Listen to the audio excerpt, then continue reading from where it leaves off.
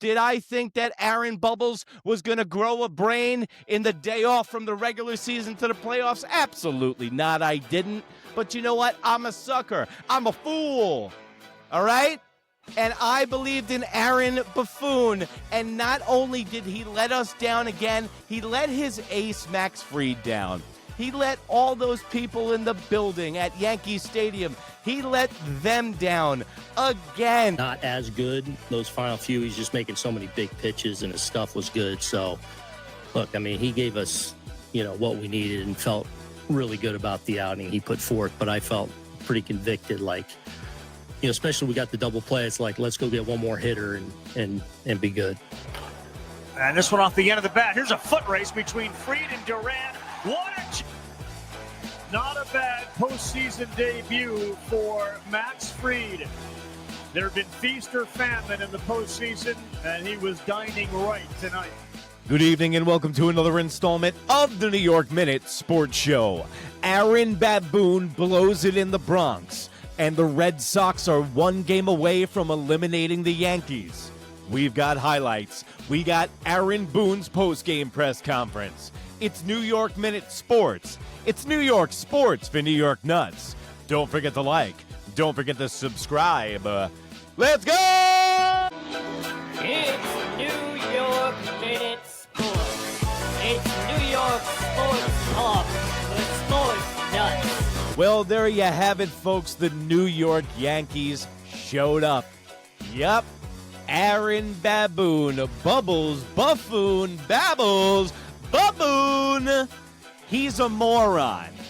And if you think different, you're a moron. Welcome to New York Minute. The Yankees are down one game in a 3-game series, staring down the barrel of elimination because the Red Sox got a better manager. That's right, I said it, folks. Aaron Buffoon is the 4th best manager in the AL East, and I brought receipts. I got the proof in the pudding to show that Aaron Bubbles is no bueno, because when he took Max Fried out of this game tonight to a standing ovation, and what a performance by Max Fried. Max, this is not your fault. This is your manager's fault. Alex Cora, he brought 2 pitchers into this game tonight, while Aaron Buffoon brought 6 guys. He can't wait to take a pitcher out of the game, and that's what he did with Max Fried tonight. I don't want to hear that Max Fried had 102 pitches, because he was equal with Crochet in pitch count, and they were going blow for blow in an old school pitcher's duel like it was the 90s all over again. But Bubbles can't help but get his nose in the book and start looking at the matchups.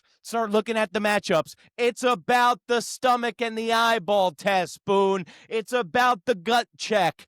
Did you think that Max Fried should have been taken out of that game? He didn't look tired. Max Fried was dealing tonight, and you couldn't wait to get out of the bullpen to take him out. He was pitching a classic. He could have went 122 pitches. He doesn't need to pitch for another 5 days if they advance against Toronto. Hey, Bubbles, there is no tomorrow. You leave him in until he gets a runner on first base. Do the Joe Torre. Do the Joe Girardi. The groundwork has been laid for you already in this franchise, Baboon. You play small ball and you get smart, but you can't teach brains in the postseason. Did I think that Aaron Bubbles was going to grow a brain in the day off from the regular season to the playoffs? Absolutely not, I didn't. But you know what? I'm a sucker. I'm a Jet fan. I'm a fool. All right? And I believed in Aaron Buffoon. And not only did he let us down again, he let his ace, Max Fried, down. He let all those people in the building at Yankee Stadium, he let them down again. What's with the 7th inning, New York Yankees? That was the most pitiful 7th inning I've ever seen by the New York Yankees. 6 pitches in the 7th inning? Are we playing a game against the Kansas City Royals on August 11th in the dog days of summer, or is this October? I don't want to hear they won 8 straight. They were due for a loss. They don't do well after days off. And if they think that they're going to travel north of the border to Canada, they better wake themselves up and they better show up. And guess what? They better duct tape Baboon to a chair tomorrow, okay? And let Brian Cashman come down from Senator Palpatine. Boone, do this with all your matchups. It's about the gut. And anybody that knows baseball tonight knows that Max Fried should have stayed in that game, and the Red Sox were not seeing the ball well against him. It's simple goddamn baseball. When you make it too complicated from these nerds in Harvard and these computers, that's when you lose baseball, and that's when you lose baseball purists and fans like us, the New York Yankees, the best fans in baseball, and you do this shit. We deserve so much better. Max Fried had another 23 pitches in him. There is no tomorrow. It's a 3-game set. This isn't a 5-game set where the Red Sox could see Fried again. This was his best pitching performance of the year, and you cut him short of it. You robbed him of it. You robbed us of it. And you robbed your team of a goddamn win tonight. 8th inning, Baboon. Yeah, pinch hit for Wells there. Why aren't you pinch hitting for Wells? Wells is a lefty. There's a lefty pitcher. Why not put Ben Rice in there? He can catch, and I trust Ben Rice's bat more so than Austin Wells in a big spot. This isn't simple goddamn baseball. I've been watching the team since I was a little kid. I've watched every game this year. Even my dad, who watches every game. My mom watches every game. And they all know that Aaron Boone is going to let this team down in a big spot. Guys, the Yankees are going to have to win in this playoffs in spite of Aaron Boone. And I don't know how they're going to do it. Devin Williams, he brought him in a 2-1 game in the 8th inning. Aaron Boone used 6 pitchers tonight. I've said it before. John Sterling always loves to say, it's the search for who doesn't have it tonight, Susan.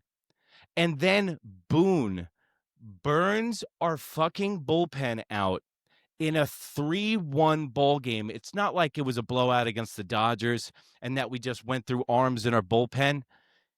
With all these matchups and pitching to 3 guys, the bullpen isn't the strong point, Boone. Newsflash, okay? I'm sorry I gotta fucking be the one to tell you, but our bullpen's dog shit. You need to shorten up the innings from when the starter gets out of the game to the bullpen.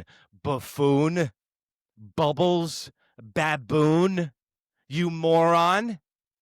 The only good thing that will come of this is if the Yankees get embarrassed, that Bubbles will be packing his bags and on the next Greyhound out of town. But that's wishful thinking. But this series isn't over yet. Let's talk about, there were few, but let's talk about the positives. Postseason Volpe, okay? Hitting .278 in the postseason now. It's a thing. He hit in the World Series. He hit in the postseason last year. Anthony Volpe's here to play. He seems like he's ready to go. Aaron Judge, he looked good tonight. He looked comfortable in the batter's box against a very difficult pitcher tonight, which made me have a lot of confidence. Another thing that made me have a lot of confidence in Aaron Judge was the catch in the outfield from Aaron Judge in the seventh inning, where he went and snatched it in the outfield. He hadn't had a hot shot since the 5th inning in the World Series, and he needed to get that monkey off of his back also, because I wanted to see him make a really nice defensive play so it's not in the back of his head, so when he goes to make that play in the future, it's going to be there in the front of his head. The Yankees lost this game. The Red Sox didn't win it. Chapman was shaky, like I said he is. They got 3 singles off of him. How did the Yankees not score with man on first and second? How does Paul Goldschmidt not get any runs? How did they not get a sac fly? That's the problem with this team also. Their home runs, their feast or famine. How do you not move runners over? How do you not get a sac fly? You had the bases salamboed in the first inning, and then you end the game with runners in scoring position. The bases are loaded again.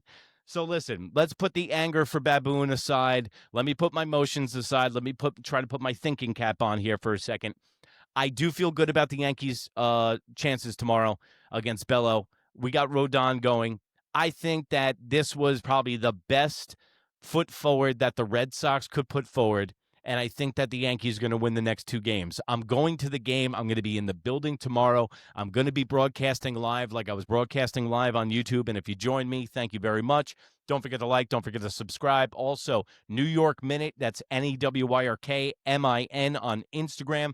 Go check me out there. Funny memes when the Yankees win and are actually having a good time. But I already put out a simple Jack post of Aaron Boone. Already put the picture up next to Aaron Boone of him and the baboon. But you know what? I do feel bad about calling Aaron Boone a baboon because I think it's complete disrespect to primates and animals that live in trees because they know more baseball than Aaron Boone. And speaking of bubbles, beep, beep, all aboard the excuse train for Aaron Buffoon, Baboon Bubbles, woohoo!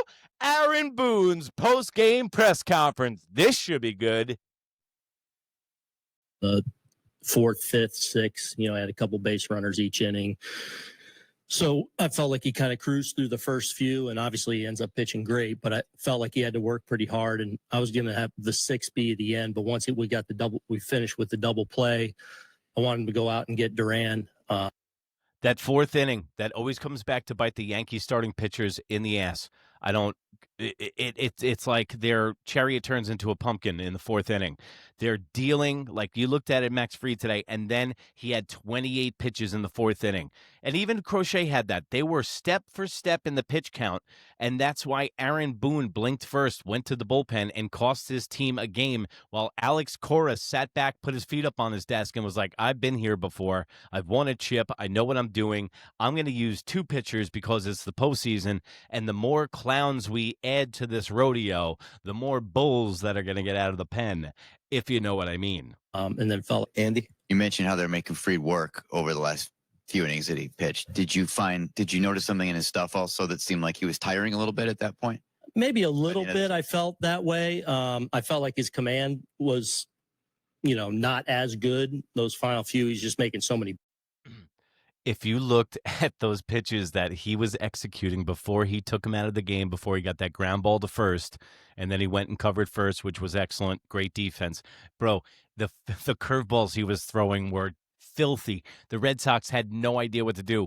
Duran was just lucky he made contact with that curveball and hit it weakly to the first baseman. They should have kept him in. The old rule is you keep your starter in until he asks out, or one guy gets on base, you wait until he walks somebody, or if somebody gets a single, then you go into the bullpen. You don't cut his legs out from under him. I don't care what Bubbles is going to say here. I know what I was seeing. He was still sharp. He didn't even give a definitive answer. He shavagaved it. Watch. A little bit, I felt that way. I felt like his command I felt that way. Did you? Or was that I felt that way. Notice the difference. I felt that way. I felt that way. Yeah. Not as good. Those final few, he's just making so many big pitches and his stuff was good. So look, he gave us, what we needed and felt really good about the outing he put forth, but I felt pretty convicted. Like, especially we got the double play. It's like, let's go get one more hitter and be good. Go here in the middle. Aaron over here. What was behind the reason to go to Weaver specifically in that spot? Rafaela is better against right-handed pitchers. Luke has been better against left-handed hitters. Were you considering the pinch hitting matchups that Boston could do, or was there a reason there? I'm just taking that part of the order, and then I want Williams or Cruz in that kind of story. I don't have any problem with him bringing Weaver in. I've said it before. He's a main piece of the bullpen. Weaver came in, laid an egg tonight. He could have done his job too. I know I'm ripping into Boone, but I think if he doesn't take Max Fried out of this game, it's a completely different game.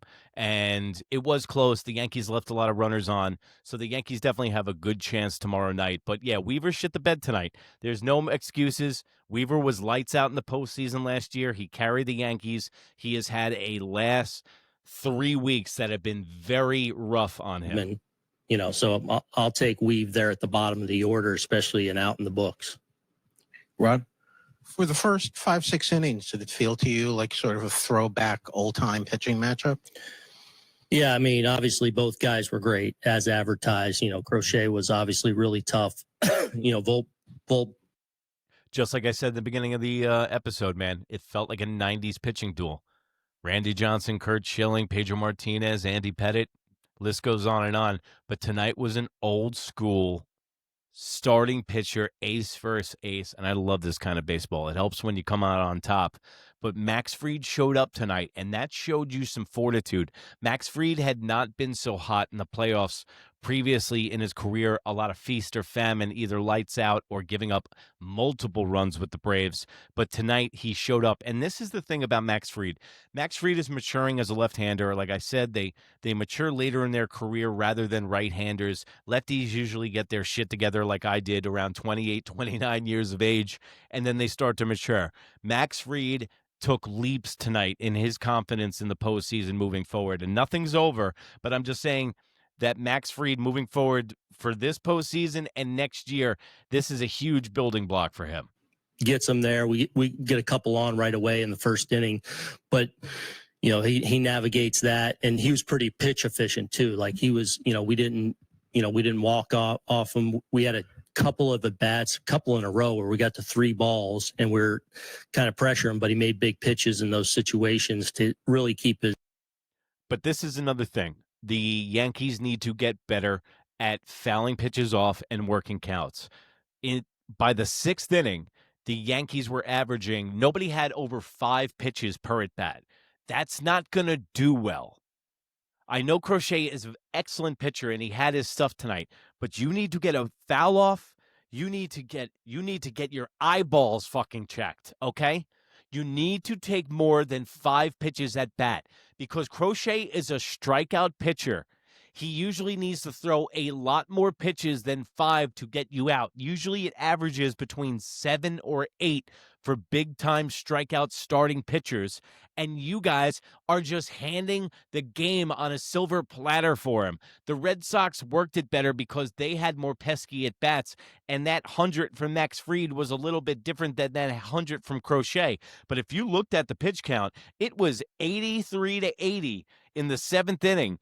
And fucking Boone blinks again. Baboon Bubbles loses to Cora's got his number, bro. Roberts has got his number. Cora's got his number. Kevin Cash has got his number. His, workload down there. So he was, obviously very tough against us, and Max was more than matching him. Dan on the far right. Aaron, what did you see from Weaver? I mean, gets ahead 0-2. And then, with Rafaela there and lost the strike zone. And then, they placed a couple hits on him where, maybe just a little up with a couple of the pitches more than he wanted. But, getting ahead 0-2 to Rafaela and lose. See, this is also another thing that Max Fried finished with, 6 strikeouts. Crochet finished with 11. They almost pitched identical games. Look how the Yankees get out. Listless strikeouts. They wait around for the fucking melon ball. They wait around for the home run ball. And they have listless at-bats with 11 strikeouts. Okay? Stop fucking around. Put Ben Rice in. The season's on the line tomorrow. The Yankees better put a little bit extra espresso in their fucking coffee, or they better gas up at the gas station and show up to play at the stadium tomorrow because the Yankees need a win. Losing them, that's the one that stinks a little bit. And having Chapman on the ropes there, bases loaded in the 9th, and to not come through. What did you see from the at-bats? Yeah. Chapman can be had. He gave up 3 hits. It is malfeasance that the Yankees did not score any runs from that bases juice in the 9th inning and in the 1st inning. They came out they came out guns blazing in the 1st inning, and then they got nobody home. And by the way, if you're watching the live feed, please don't jinx the Yankees. Please don't be like, hey, they're looking good. They're doing this. Looks like the Yankees are going to win in the third inning. Okay? I'm the kind of guy where I sit in my driveway, I listen to the inning on the radio, and if the Yankees are scoring runs, I don't get out of my car until the inning is over because I feel like I'm going to jinx the Yankees. Yes, I know that sounds psychotic because it is. But that's what I do here at New York Minute. I'm out of my mind, and Aaron Boone, Bubbles, Buffoon, Babbles is killing me right now because the Yankees are down 1-0 against the Boston Red Sox, and I'll be in the building tomorrow night in the Bronx. Hopefully a little rabbit's foot brings some good luck to this goddamn team. Yeah, I mean, I thought we had, a lot of really good at-bats against them. I thought Caballero's at-bat the inning before was really good. Obviously Goldie getting us going, Judgy smoking a ball, Belly doing his thing. And then I thought G didn't get any results tonight, but I thought he had a lot of good swings, a lot of just misses. And they got us tonight. Stay there, Joe. All right, well, they got him tonight. That's exactly right, Baboon, and that's the only thing that you got right tonight. So good job on the post-game press conference, Aaron Bubbles. So I will be in the building tomorrow night. Like I said, I don't know if I'm just going to literally sit in the baseball field and do the post-game show from there. Let me know in the comments below. Do you want to via satellite from the Bronx? Maybe a little live broadcast, because I have to drive home all the way here and then do the post game. So I'll do both. I don't care. Tomorrow when the lineups come out, I'm going to do like a 10, 11-minute show, do a little preview show, and then I'm going to be broadcasting live during the game tomorrow. The season comes down to this, do or die. They're staring down the barrel of elimination. I'll be in the building bringing them some good luck. Please bring me some good luck. Let people know about New York Minute Sports. It's New York sports for New York nuts, and I'll be here with every single postgame. New York Yankees. We're going right into football, and New York Knicks. They tip off in 23 days, folks, against the Cleveland Cavaliers. I'll have it for you all, folks, but first, let's get through the Boston Red Sox series, and the New York Yankees take on the Boston Red Sox tomorrow at 6 p.m. And remember, if you can't be good, be bad, baby. Bye.